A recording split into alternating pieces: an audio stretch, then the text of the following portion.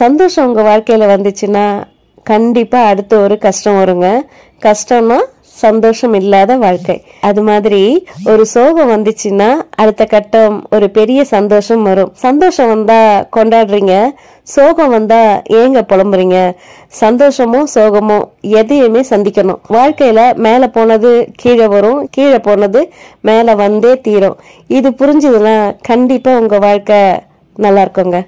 நீங்க ஒருத்தரை ஈஸியா உடைச்சிட்டு போயிட்டீங்க, ஆனா உடைஞ்சு போன ஒருத்தர் எப்படி இருப்பாங்கன்னு உங்களுக்கு தெரியுமா? யாரையும் நம்ப முடியாம எல்லார்கிட்டயும் வெறுப்பா, எது உண்மை எது பொய் அப்படின்னு தெரிஞ்சுக்க முடியாம, உண்மையாவே ஒருத்தர் அன்பு காட்டினாலும் அதை ஏத்துக்க முடியாம ரொம்ப காயப்பட்டு இருப்பாங்க. இன்றைய நியூஸ் பேப்பர் நாளைய வேஸ்ட் பேப்பர், அவ்வளவுதாங்க விஷயம். இதுக்கு தாங்க இங்க எம்புட்டு ஆட்டம். உங்களை உயிரா நம்புறவங்க கிட்ட பொய் சொல்லுங்க. பொய் சொல்றது நல்லா இருக்குங்க.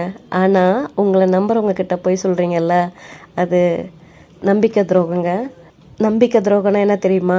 ஒரு வழுக்கல் பாதை மாதிரி சுகமா இருக்கும், பொய் சொல்லிட்டு போயிட்டே இருப்பீங்க. ஆனா நீங்க வலிக்கு புதக்குழியில விழ போறீங்க அப்படின்னு உங்களுக்கு தெரியாது. விழுந்ததுக்கு அப்புறம் தான் தெரியும் உங்க மேல உயிரா இருக்கவங்களுக்கு நீங்க பண்ண துரோகம். உங்க மேல நம்பிக்கை வச்சவங்கள கொஞ்சம் நினைச்சு பார்த்துருந்தீங்கன்னா, இப்போ எதெல்லாம் பெரிய விஷயம் அப்படின்னு நினைச்சிங்களோ அதுதாங்க உங்களை பெரிய குழப்பத்துல தள்ளும், விஷம்னும் புரியும்.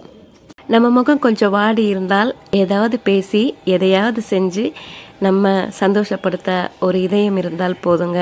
வாழும் வாழ்க்கை சொர்க்கம் தாங்க. நம்பிக்கை துரோகம் செய்யறவங்க கிட்ட இருக்கிற குணம் என்ன தெரியுமா? பொருத்தமா பொய் சொல்லி நல்லவங்க மாதிரி நடிப்பாங்க.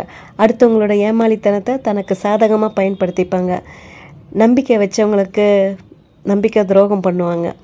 பாசன்ற பேர்ல வேஷமும் போடுவாங்க. நம்பினவங்களை ஏமாத்திட்டோம் அப்படின்னு ஒரு குற்ற உணர்ச்சியே இல்லாம அவங்க கிட்ட சகஜமா பேசி பழகுவாங்க.